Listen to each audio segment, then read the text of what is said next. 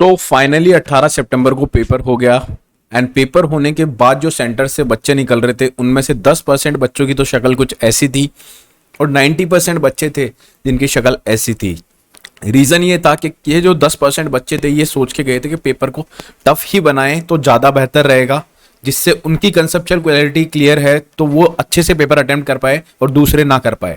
और ये 90% बच्चों ने ये सोचा था कि बेसिक क्वेश्चन पूछे जाते हैं, पास्ट ट्रेंड भी यही बोलता है और ऐसे ही क्वेश्चन पूछे जाएंगे, तो इसी बेस पे क्यों ना हम सिर्फ बेसिक बेसिक पढ़ लें, डीप पढ़ने की जरूरत ही नहीं है, सारा कोर्स कंप्लीट करने की जरूरत ही नहीं है।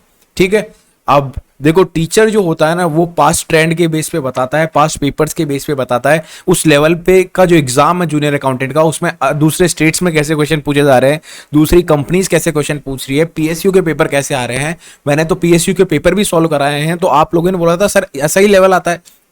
तो ये पेपर थे जो मैं कोई खुद से क्वेश्चन थोड़ी ना बना रहा था, ये पेपर थे जो जिस लेवल का क्वेश्चन आप देख रहे थे और आप बोल रहे थे सर इजी क्वेश्चन है, हम अटेम्प्ट कर पा रहे हैं, इसका मतलब हमें विश्वास है।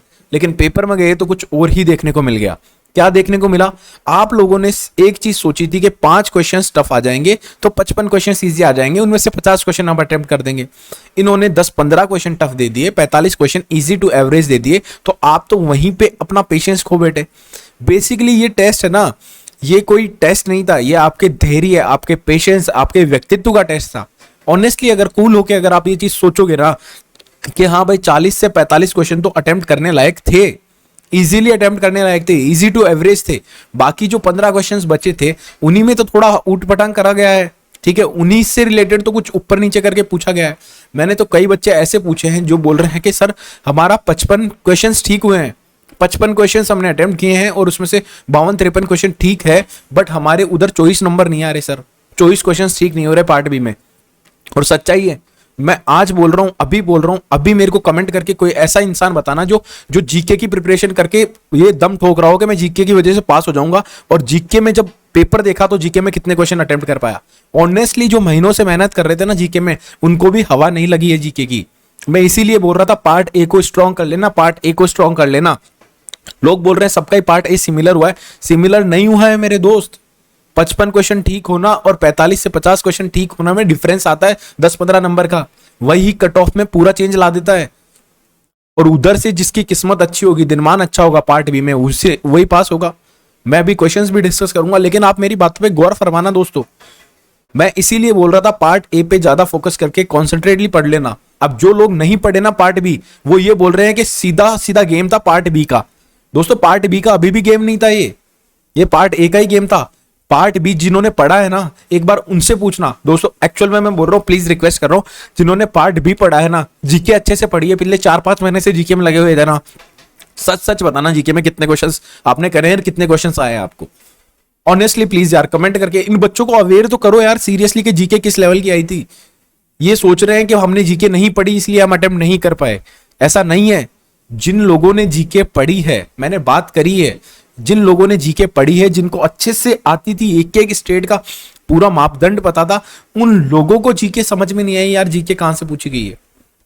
पास पटवारी, ग्राम सेवक वगैरह के एग्जाम से क्वेश्चन नहीं थे। जीके में मोटी मोटी चीज क्या होती है, एक तो ज्योग्राफी भूगोल से जो फर्स्ट पेज होता है किसी भी का राजस्थानिक परिचय, वहां से कोई इजी सा स्ट्रेट फॉरवर्ड क्वेश्चन पूछा जाए, एकीकरण में से क्वेश्चन पूछा जाए, यूनिफिकेशन में से 1857 के क्रांति में से क्वेश्चन पूछा जाए, प्रजामंडल में से क्वेश्चन पूछा जाए, पंचायती राज में से क्वेश्चन पूछा जाए, करंट अफेयर्स में से जो एक्चुअल में करंट होता है उससे क्वेश्चन पूछा जाए। कहां से पूछा गया? किसी को पता है कहां से पूछे गए ये क्वेश्चंस? ये क्वेश्चंस आईबीपीएस ने पूछे हैं दिमाग लगा के बैठा के। बात ये है, एओ के पेपर से पहले एक पहला पेपर था, आईएन का पेपर था शायद, है ना, उसमें जो जीके आई थी ना उसको हम टफ बोल रहे थे। ऑनेस्टली बता रहा हूं ये जीके उस लेवल पे थी या उससे ज्यादा टफ थी। बच्चे बोल रहे हैं ऐसा, और ऑनेस्टली थी, तब जाके ऐसा कुछ हुआ है। तो आप बिल्कुल पेशेंटली आपको पेपर करना था, धैर्य रखना था, आपको यह समझना था आप 45 क्वेश्चन अटेम्प्ट कर चुके हो क्या जो आपको आते हैं, 46, 47, 48, 49, 50 क्वेश्चन अटेम्प्ट कर चुके हो क्या। उसके बाद पार्ट बी में तो मैं बता रहा हूं ना, 48 question GK very very tough थे, 32 क्वेश्चन जनरल के जो थे, हिंदी, इंग्लिश, मैथ्स, रीजनिंग, वो दोनों ही ऑलमोस्ट दोनों ही शिफ्ट में इजी टू एवरेज थे। एवरेज भी मैंने इसलिए लगा दिया क्योंकि 2-4 क्वेश्चन थे जो थोड़े से इसमें भी ट्रिकी थे। बाकी इजी ही थे। सिटिंग अरेंजमेंट इजी बता रहे हैं लोग, वो मंथ वाला सिटिंग अरेंजमेंट आया है, एक में सर्किल वाला आया है, तो जिन लोगों की प्रैक्टिस थी उनके लिए वो इजी ही था। मैथ्स के क्वेश्चंस इजी थे, क्वाड्रेटिक इक्वेशन आनी थी वो इजी थी, और भी क्वेश्चंस थे जो इजी थे। इनमें हिंदी इंग्लिश तो नॉर्मल सी पूछी गई थी, जिसमें है ना आपको सिर्फ अगर आपको थोड़ा सा बोलना आता है इंग्लिश तो आप उन लाइंस को जज कर पा रहे थे। हिंदी आपको अगर पढ़ना आता है तो आप उन हिंदी को कंप्लीट कर पा रहे थे, ऐसा हिंदी। तो ये व्यक्तित्व का टेस्ट था। अगर इस 32 में से आप 25 क्वेश्चन ठीक कर दिए, 48 में से 2 4 5 क्वेश्चन ठीक कर दिए मैक्सिमम, जब आपका खराब से खराब हो रहा था तो 5 क्वेश्चन ठीक कर दिए, 30 नंबर लिया है, बस क्या चाहिए आपको। 90 क्वेश्चन उधर 45 क्वेश्चन ठीक करके, बिल्कुल ठीक करके, मैं बोल रहा हूं वहां पे जो आपको डॉट श्योरिटी देना वही करके 120 नंबर आ रहे हैं, पास हो रहे हो, क्यों टेंशन ले रहे हो। अभी मैं कट ऑफ के बारे में कुछ कमेंट नहीं कर रहा, बट स्टिल मैं ये बोल रहा हूं कि अगर पेपर टफ था तो कट ऑफ कम जाएगी, पेपर इजी आ जाता तो सब फोड़ के आ जाते, पार्ट बी भी इजी आ जाता। और मैं एक बात बता रहा हूं, ये जो लोग है ना, इसमें एक ही लोगों को बेनिफिट हुआ है। ये किन लोगों को बेनिफिट हुआ है, जो सीए सीएस वाले थे ना, क्योंकि इनकी कंसेप्चुअल क्लैरिटी रहती है, अच्छे से रहती है, और इनको जब जीएसटी के क्वेश्चन देखने को मिले, इनके लिए भी कुछ था, जैसे कॉस्ट अकाउंटिंग स्टैंडर्ड्स ये नहीं पढ़ रखे होते, अगर इन्होंने पढ़ के आ गए ये, तो वहां यहाँ पे इनको बेनिफिट था। लेकिन इनको जीएसटी के क्वेश्चन, टैक्स के क्वेश्चंस, मैट के क्वेश्चंस ये इजी लगे। स्क्रूटनी असेसमेंट किस में होता है, 143 सबसेक्शन 2 में नोटिस आता है, 143 सबसेक्शन 3 में ऑर्डर आता है। ये इनके लिए इतना इजी हो जाता है कि इसीलिए इनको दोबारा बेनिफिट दे दिया गया। ये वैकेंसी बताया क्यों क्रिएट हुई थी, मेरी बात ध्यान से सुनना। लास्ट टाइम बहुत सारी वैकेंसी थी और बहुत सारे सीएस वाले इंटर वाले जो थे वो सिलेक्ट हो गए। उसके बाद जब सीए इंटर वाले सेलेक्ट हो जाते हैं और वो सीए बन जाते हैं ना, तो ये जूनियर अकाउंटेंट की वैकेंसी छोड़ देते हैं। इसीलिए 2018 के बाद 2020 में ये वैकेंसी क्रिएट हो गई है, वरना आरपीएससी में जूनियर अकाउंटेंट की वैकेंसी देखो क्रिएट हुई क्या, नहीं हुई। 7 साल हो गए, 2013 वाली वैकेंसी थी, आज 8 साल होने को आए 21 में, और अभी भी साल 2 साल तो पता नहीं है उसका कोई नोटिफिकेशन आएगा या नहीं आएगा। उससे पहले 2018 में आई थी, उससे पहले 2018 में क्या 2008 में आई थी, 2013 से पहले। तो ये वैकेंसी 2 साल में क्रिएट हो गई। इसका मतलब कि ये लोग लेके जाते हैं वैकेंसी, सच्चाई है, और फिर छोड़ देते हैं जो उस पोस्ट को। इसीलिए ये वैकेंसी जो खाली हुई है 311 पोस्ट, 280 नॉन टीएसपी और 31 या 33 जो भी है ये टीएसपी एरिया के लिए। समझो। अब थोड़ा सा क्वेश्चंस के ऊपर डिस्कस कर लेता हूं, कौन कौन से क्वेश्चंस अटेम्प्ट करने लायक थे। ज्यादा क्वेश्चंस मैंने लिखे नहीं है, बिकॉज इतने लोग इस पेपर को देखने के बाद तो भूल ही गए कि क्वेश्चंस क्या आए थे। ज्यादा एओ का पेपर इतना इसी तक 50 क्वेश्चंस तक बता रहे थे कि ये क्वेश्चंस थे। इस क्वेश्चन को पेपर को देखने के बाद लोगों ने क्वेश्चंस भी नहीं बताए इतने ज्यादा, और भी क्वेश्चंस थे मैंने लिखे नहीं है, बट थोड़े इजी के। Cost audit report central government को कब देते हैं, पहले तो ऑडिटर देता है किसको, बोर्ड ऑफ डायरेक्टर्स को CRA 3 में, फिर बोर्ड ऑफ डायरेक्टर्स जो कंपनी होती है वो देती है सेंट्रल गवर्नमेंट को CRA 4 में। तो सेंट्रल गवर्नमेंट से रिलेटेड पूछा था, CRA 4 फॉर्म दे रखा था। जनरल पर्पस लेजर किसको बोलते हैं, कैश बुक को बोलते हैं। मर्जर कौन सा था, कॉन्ग्लोमरेट मर्जर था। मटेरियल कॉस्ट वेरिएंस का फॉर्मूला था 1200, एडवर्स आंसर था। 5 क्वेश्चन रेशियो एनालिसिस के इजी क्वेश्चन थे।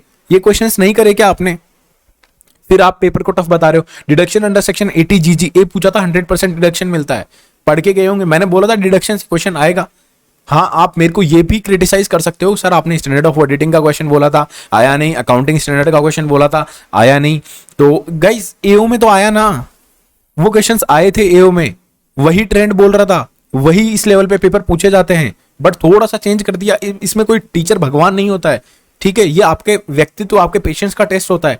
टीडीएस रिलेटेड क्वेश्चन था, कोई नॉन रेजिडेंट सीनियर सिटीजन किससे रिलेटेड पूछा था, एग्जैक्टली आइडिया नहीं है। आईटी एक्ट में से रिलेटेड कोई एक डेप्रिसिएशन था, अमाउंट 5/10/2020 की उसमें डेट थी, यही ट्रिक थी शायद। 180 डेज से कम था तो उसमें हाफ कर देना था डेप्रिसिएशन लगा के, जहां तक मुझे इंफॉर्मेशन मिली है। इन डेज 115 बेसिकली उन्होंने बोला नहीं है, इंडिया 115 का क्वेश्चन था, लेकिन जो डिग्री ऑफ कंप्लीशन निकालते हैं ना कंस्ट्रक्शन कॉन्ट्रैक्ट में, ठीक है, कॉन्ट्रैक्ट विद कस्टमर, ठीक, उसमें यही होता है। और वो आईक्यू से भी आप सॉल्व कर सकते थे, इसमें कोई ये एप्लीकेशन नहीं लगानी थी, वो जस्ट आपको डिग्री ऑफ कंप्लीशन जो निकालनी थी वो आईक्यू से सॉल्व कर सकते थे। स्क्रूटनी असेसमेंट का मैंने बताया है ये आपको, ठीक है। 143 अगर ऑर्डर से रिलेटेड पूछा होगा तो 143 सबसेक्शन 3, अगर नोटिस से रिलेटेड पूछा होगा ये, और अगर सिर्फ स्क्रूटनी असेसमेंट दे दिया होगा तो 143 आपको लगा के आना था। कॉस्ट ऑडिट में एक्सपोर्ट, जब वो एग्जम्पशन मिलती है मेंटेनेंस ऑफ रिकॉर्ड्स पे, तो वो कब मिलती है, जब वो एक्सपोर्ट होता है फॉरेन एक्सचेंज में 75% से ज्यादा। आया था क्वेश्चन, इजी क्वेश्चन था, बोला था कॉस्ट ऑडिट से क्वेश्चन आने हैं, ओवरऑल कंपनी ऑडिट से क्वेश्चन आने हैं, तो कॉस्ट ऑडिट भी इसी का पार्ट था। ऑपरेटिंग लीवरेज का फॉर्मूला पूछा, बताया, मैंने सुना है ऐसा, मेरे को एग्जैक्टली नहीं पता क्वेश्चन क्या था। कंट्रीब्यूशन अपॉन ईबीआईटी, किसको नहीं पता ये formula. Impairment loss carrying amount minus recoverable amount, clearly figures दे रखे थे, बहुत इजी क्वेश्चन था। एटीडी 25,000 50,000 डिडक्शन मिलती है डिपेंडेंट ऑन कौन सा सिटीजन है, क्या कर रहा है क्या नहीं कर रहा, क्वेश्चन में क्या था। एचएसएन कोड एक फुल फॉर्म होती है हार्मोनाइज सिस्टम ऑफ नॉमिनेशन, ये नॉर्मल लोगों के लिए थोड़ा सा एचएसएन कोड टफ पड़ा होगा क्योंकि इन्होंने जीएसटी में पढ़ा नहीं होगा, ठीक है। ये जीएसटी का क्वेश्चन है एचएसएन कोड वाला, ठीक है। 44 एडी प्रिजम्पटिव टैक्सेशन, ये किसको नहीं मिलता, कौन सी लिमिट तक के वालों ऑप्ट कर सकते हैं, तो जो 2 करोड़ से कम का होता है, ठीक है, जिनका, उनको मिलता है। डिसोल्यूशन ऑफ फॉर्म के टाइम पे कौन सा अकाउंट बनाते हैं, रियलाइजेशन अकाउंट बनाते हैं। वेरिएबल कॉस्ट निकालनी थी, बिल्कुल इजी दे रखा था, फिक्स्ड कॉस्ट दे रखी थी उसमें, प्रॉफिट दे रखा था उसमें, सीएस दे रखी थी उसमें, ठीक है। तो फिक्स्ड कॉस्ट प्लस प्रॉफिट करके तो कंट्रीब्यूशन निकाल लेना था और कंट्रीब्यूशन को माइनस कर देना था उसमें, किसमें, जो आपकी सेल्स दे रखी थी, तो आपका वेरिएबल कॉस्ट निकल के आ जाती। डिस्काउंट से रिलेटेड कोई क्वेश्चन पूछा था, इजी क्वेश्चन बताया मैंने, ऐसा सुना है बहुत इजी। मार्जिन ऑफ सेफ्टी से रिलेटेड क्वेश्चन पूछा था। जीरो बेस्ड बस्टिंग लास्ट एओ के पेपर में भी डिस्कस किया था और उससे पहले मैंने एक अभी डिस्कशन किया था। मैं मेरे लिए नहीं बोल रहा, मैं जनरल बोल रहा हूँ, ये इजी क्वेश्चन से। लॉन्ग टर्म सॉल्वेंसी से रेशियो से रिलेटेड क्वेश्चन था, टर्नओवर रेशियो से रिलेटेड क्वेश्चन था, अमलगमेशन एक्सपेंसेस से रिलेटेड क्वेश्चन था। कुछ क्वेश्चंस थे, मैं मना नहीं कर रहा, कुछ क्वेश्चंस थे टफ, लेकिन क्या आप इजी क्वेश्चंस को इजीली अटेम्प्ट कर पाए। और जो लोग बोल रहे हैं सबका एक जैसा गया है पार्ट ए सबका एक जैसा नहीं गया है, फिर बोल रहा हूं गलतफहमी हटा देना। आप देखोगे ना 80% या 90% लोगों ने यही वोट किया है, पेपर टफ था। और जिसमें भी उन्होंने बोला पार्ट ए में भी हवा नहीं लगी, पार्ट बी में भी हवा नहीं लगी। पार्ट बी में तो किसी को हवा नहीं लगी, सिर्फ रीजनिंग, मैथ्स, हिंदी, इंग्लिश को छोड़ के। सत्य है ये बात। मैं फिर से बार बार में एक ही चीज बोल रहा हूं यार, कमेंट करके बताना अगर आपने जीके पढ़ी हो और आपको जीके में से क्वेश्चंस बहुत सारे मिल गए हो। 10 15 20 क्वेश्चंस कर दियो, 36 में से 48 में से हमने 25 प्लस क्वेश्चन कर दियो, 20 क्वेश्चंस कर दियो, बताना एक बार मेरे को। 5 क्वेश्चंस जीएसटी से रिलेटेड पूछे थे, 5 क्वेश्चंस रेशियो एनालिसिस से रिलेटेड पूछे थे, 3 क्वेश्चन कॉस्ट अकाउंटिंग स्टैंडर्ड से रिलेटेड पूछे थे। प्रैक्टिकल पार्ट थोड़ा ज्यादा था, तो ये चीजें कुछ मिला के है ना, ये चीजों ने है ना थोड़ा सा पेपर को टफ बनाया। जीएसटी लोग नॉर्मली पढ़ते नहीं है, जीएसटी में एक इंट्रोडक्शन वाला चैप्टर है, वो जरूर पढ़ते हैं, लोगों ने वही पढ़ाया होगा। मैंने तो बोला था रिटर्न वाला पढ़ना, रिटर्न से क्वेश्चन आया था इनपुट सर्विस डिस्ट्रीब्यूटर वाली, जो next of the 13th month होता है। पीएसयू के एग्जाम में क्वेश्चन पूछा था, आईडब्ल्यूआई के एग्जाम में पूछा था क्वेश्चन, ठीक है। कॉस्ट अकाउंटिंग स्टैंडर्ड तो देखो नॉर्मली यस पढ़ने के लिए बोलते हैं, ठीक है, तो जिन्होंने नाम और नंबर पढ़ा होगा, ठीक है, उनके लिए वो चीज बढ़िया रही होगी मामला। लेकिन इसमें भी एक ही पूछा था नंबर से, तो वो 15 वाला सीएएस कॉस्ट अकाउंटिंग स्टैंडर्ड 15 कौन सा था, सेलिंग एंड डिस्ट्रीब्यूशन होता है, अगर किसी को पता हो तो उन्होंने सही करके आ गया होगा, ठीक है। एक सीएस 23 से रिलेटेड कोई डिस्पोजल वाला था, विड्रॉल वाला, ठीक है, तो वो अगर मैं सोचा था नंबर पूछेगा तो इजीली बता देंगे, और उसमें से कोई कंसेप्ट निकाल के पूछ लिया। एक और सीएएस से क्वेश्चन पूछा था जिसमें डायरेक्ट एक्सपेंस निकालना था, ऐड करना था, ऐड लेस करना था उसमें। तो ऐसे कुछ पेपर था, ठीक है, आपको धैर्य रखना था। और मैं आपको बता देता हूं थोड़ा सा एक्सपेक्टेड कट ऑफ क्या, और 21 सितंबर वालों के लिए आप क्या एक्सपेक्ट कर सकते हो। 40 से 45 क्वेश्चन तो इजी थे, एवरेज थे, वो आप अटेम्प्ट कर सकते थे। 32 क्वेश्चंस भी इजी टू एवरेज थे। तो अगर 40 से 45 क्वेश्चंस आप अटेम्प्ट करके 85 मार्क्स ला रहे हो, 32 क्वेश्चंस में से 25 अटेम्प्ट करके आप 25 मार्क्स ला रहे हो, तो 110 मार्क्स तो नॉर्मली आ रहे हैं। जीके में 48 में से 4-5 क्वेश्चन भी अगर आपने ठीक कर दिए हो, एग्जैक्ट क्वेश्चंस की बात कर रहा हूं, 115-20 मार्क्स आ रहे हैं आपके। कहां जा रहे हैं, और इधर तो 40 से 45 का एवरेज लिया है। आपका थोड़ा सा कंसेप्चुअल अगर क्लैरिटी सही रही होगी, आपने थोड़ा सा दिमाग लगा के पेपर किया होगा, तो 50 क्वेश्चन अटेम्प्ट कर सकते थे। ऐसा भी नहीं था पेपर यार। हालांकि टफ बोल रहा हूं मैं, जिस लेवल की पढ़ाई करनी पड़ती है जूनियर अकाउंटेंट के लिए, उस लेवल से थोड़ा सा आउट ऑफ बॉक्स। और निकालना क्यों नहीं था टफ, निकालना था क्योंकि कट ऑफ देनी थी उनको, एक लिमिट की कट ऑफ देनी थी।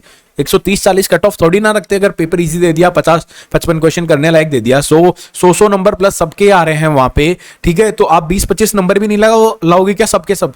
तो कट ऑफ का लेवल देखो फिर 125 से 135 के 140 के आसपास पहुंच जाएगा। इसीलिए उनको पेपर ऐसा देना था। कंपटीशन टफ था, प्रेजेंट जो लोगों की प्रेजेंट थी वो ज्यादा थी, और इवन जो बच्चे बैठे हैं एग्जाम में वो भी बहुत ज्यादा है। इसीलिए एओ में तो क्या है, दिनमान की बात है, 1-2 वैकेंसी वाली बात है, ठीक है। इस इंस्टीट्यूशन का मेरे को एक चीज मेरे को बहुत गंदी लगती है, वो क्रिटिसाइज करना इसलिए बनता है यार, ये आंसर की नहीं देते हैं, जिससे बच्चे को जब आंसर की आती है ना तो ये पता रहता है हाँ मैंने इसका आंसर ये टिक किया था, इन्होंने ये सही बताया है, तो मेरा ये क्वेश्चन गलत है, इसीलिए मेरे नंबर नहीं आए। अब यहाँ पे आप जज भी नहीं कर पाओगे आपका कौन सा आंसर गलत था और कौन सा आंसर सही था, और आपके कितने क्वेश्चंस के आंसर बैठ रहे थे, तो आपकी कट ऑफ ये रही थी, इसीलिए आपका सिलेक्शन हुआ या नहीं हुआ। होगा तो आपको पता चल ही जाएगा, लेकिन नहीं हुआ तो आपको पता नहीं चलेगा। ये इनकी सबसे गंदी आदत लगती है। अगर ये आंसर की दे, पेपर भी बाहर निकले, जिससे बाद अगला ट्रेंड सेट कर सके पढ़ने के लिए। और मैं अभी फिर बोल रहा हूं यार, बहुत लोग लेके जाएंगे CA CS इस बार भी सीट को। ऐसा नहीं है कि आप लोग नहीं लेके जाओगे, आपकी भी सीटें फिक्स है। जिन्होंने मेहनत करी है, जिन्होंने धैर्य से काम किया है, जिन्होंने खुद का व्यक्तित्व शो किया है एग्जाम में कोई नॉलेज ही चेक करी जाती है क्या, कितना पढ़ के आए हो? एग्जाम में स्मार्ट वर्क भी चेक करा जाता है, कंसेप्चुअल क्लैरिटी भी चेक करी जाती है, उस पेपर को अटेम्प्ट कर पा रहे हो नहीं कर पा रहे हो उस टाइम में, वो भी चेक करा जाता है। आप बोल देते हो घर से बैठ के बोलना, ज्ञान देना बहुत ईजी होता है, लेकिन एग्जाम में बैठ के देना बहुत, तो दोस्तों देना ही पड़ता है। उसी की सरकारी नौकरी लगती है। ऐसे नहीं लगता है कि आपके अकॉर्डिंग पेपर आ जाए, आप ही पेपर को अटेम्प्ट कर लो और आप ही पास हो जाओ, बाकी बच्चे फिर बैठे देखेंगे क्या? एक बच्चे ने उस लेवल पे अटेम्प्ट किया होगा पेपर, तो दूसरे भी करेगा और हजारों बच्चे करेंगे उस लेवल पे। 21 सितंबर पेपर वालों के लिए एक छोटी सी टिप देना चाहता हूं। वैसे तो मेरे पास ऐसे मैसेज आए थे कि 21 सितंबर वालों को कुछ मत बताना, ठीक है, टिप नहीं है ये बात, ये सिंपल सी बात है। ये लोग बोल रहे हैं पार्ट बी पे फोकस कर लो। दोस्तों मैं फिर बोल रहा हूं, पार्ट बी सबको ही हवा नहीं लगी। रीजनिंग पढ़ लेना, थोड़ी सी सीटिंग अरेंजमेंट, मेंसुरेशन और क्वाड्रेटिक इक्वेशन और स्टेटमेंट एंड कंक्लूजन, इन पे थोड़ा सा देख के चले जाना। आधे आधे एक घंटे का वो लेक्चर आता है, कोई भी वाईफाई स्टडी या फिर कोई भी चैनल पकड़ के आप देख जाना, जिसमें से आपको साइडिंग से बता रहा हूं, ठीक है, उनका देख जाना कैसे क्या क्या बनाना है, वरना आपकी पकड़ होगी यार इस चीज पे। तो ऐसा मैं मानता हूँ। कॉस्ट अकाउंटिंग स्टैंडर्ड नई चीज पूछी गई थी, पैटर्न तो फॉलो करेंगे यार। ऐसा नहीं है कि सेम लेवल का पेपर लाने की कोशिश करेंगे, बिकॉज अगर सेम लेवल का पेपर नहीं लाए ना तो फिर क्या होगा? नॉर्मलाइजेशन करेंगे, आपके नंबर बढ़ाएंगे। आपको इजी पेपर दे दिया 21 सितंबर वालों पेपर को, तो आपके फिर या तो बाकी सबके नंबर बढ़ेंगे या फिर आपके नंबर कम होंगे उनको नॉर्मलाइज करने के लिए। सिंपल सी बात है, डिस्क्रिमिनेशन नहीं कर सकते। अभी 2 शिफ्ट का आपने सुना, दोनों शिफ्ट वाले एक ही चीज बोल रहे हैं, पेपर टफ था। किसी भी एक शिफ्ट ने ऐसा वो नहीं बोला हमारा उसके कंपैरिजन में इजी था। बट मैं थोड़ा सा ये बोल रहा हूं कि पार्ट जो सेकंड शिफ्ट वाले थे उसमें पार्ट 2 जो था वो एक्सेस टफ था। 48 क्वेश्चंस जो थे जीके के वो बहुत ज्यादा ही टफ थे, एक्सेस में टफ थे। जीएसटी प्लस इनकम टैक्स पे थोड़ा सा और लास्ट के 2 दिन में फोकस कर सको तो कर लेना यार। इसमें से भी आईटीसी क्या होता है, आईटीसी कैसे मिलता है, ये थोड़ा देख लेना। रिटर्न वाला चैप्टर जब मैं बोल रहा था तब मैंने पहले भी ये चीज बताई थी, रिटर्न वाला चैप्टर देख लेना। इंट्रोडक्शन टू जीएसटी देख लेना। प्लेस ऑफ सप्लाई क्या होता है, मतलब क्या होता है उसका, ठीक है, वो देख लेना। स्टैंडर्ड कॉस्टिंग देख लेना। एक क्वेश्चन डेफिनेटली जो क्वेश्चन पूछा जा रहा है उसमें स्टैंडर्ड ऑफ कॉस्टिंग की वजह से छोड़ना मत कुछ भी। इंट्रोडक्शन टू कॉस्टिंग पे पकड़ बना के रखना। एओ में क्या है, introduction to costing, job costing, batch costing, process costing, इनसे इतने क्वेश्चन पूछ लिए कि सब लोग इसी पे आके अटक गए। फिर उन्होंने ना मार्जिनल कॉस्टिंग से क्वेश्चन पूछा गया, वेरिएबल कॉस्ट पूछा था, वो मार्जिनल कॉस्टिंग का ही था, ठीक है। तो फिर उसके बाद लोगों ने इसी पे पकड़ बना लिया, स्टैंडर्ड कॉस्टिंग नहीं पढ़े, मार्जिनल कॉस्टिंग नहीं पढ़े। रेशियो एनालिसिस पढ़ लेना अच्छे से, रेशियो एनालिसिस से क्वेश्चन पूछा गया था, पूछा जाएगा। कैश फ्लो स्टेटमेंट भी पढ़ लेना, मेरी बात मानो तो। ऑडिट में कंपनी ऑडिट पे पकड़ बना के रखना। कॉस्ट अकाउंटिंग स्टैंडर्ड्स पढ़ ही लेना। तो यही था कुछ मोटा मोटी यार, जो आप दोबारा लास्ट के 2 दिन में जितना कर सको उतना कर लेना। इतना सा ही बताऊंगा कि है ना, बस व्यक्तित्व का टेस्ट था, अब वो व्यक्तित्व आपको शो करने की बारी आ गई।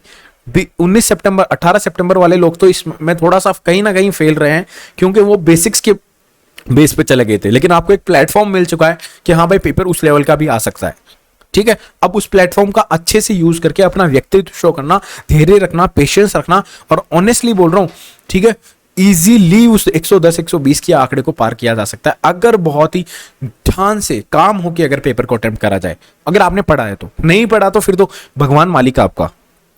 इतना सही बोलूंगा, ठीक है। और ऑल द बेस्ट, अच्छे से करना पेपर। और पुराने बच्चे जिन्होंने पेपर दे दिया यार, टेंशन लेने की जरूरत नहीं है, कट ऑफ कम जाएगी। आप तो बस ये सोचो कि आपने जो एक्स्ट्रा करके आए हो ना, उन क्वेश्चंस में से आपके क्वेश्चंस ठीक लग जाए, दिनमान अच्छा हो। अगर सरकारी नौकरी लिखी हुई होगी तो वो आप ही की होगी, किसी और की नहीं होगी। ऊपर वाले से दुआ करो, प्रसाद चढ़ाओ, और बाद में आके फिर मेरे को मिठाई खिला देना। Bye bye, all the best, मिलते हैं नेक्स्ट वीडियो में। और अब जल्द से जल्द है ना, कट ऑफ पे, एक्सपेक्टेड कट ऑफ पे, एनालिसिस वीडियो पे, अगली वैकेंसी की, संगणक की, इनकी नोटिफिकेशन पे, इन पे बात चलेगी। तो आप थोड़ा सा अटैच में रहना, कनेक्टेड रहना। हालांकि आपका पेपर हो गया है, आप जिसकी भी दूसरे एग्जाम की तैयारी कर रहे हो उसमें लग जाना, जो भी भरा है। एक मैं बात बता दूं, संगणक का पेपर निकला हुआ है वो भर देना, एसओ का पेपर है वो भी भर ही देना, ठीक है यार। 200-250 रुपए का फॉर्म है तो वो भर देना, और भी 1-2 वैकेंसी जो निकल रही है उनको भी भर देना, ठीक है। पीछे मत रह जाना इस मामले में। All the best, bye bye, मिलते हैं नेक्स्ट वीडियो में।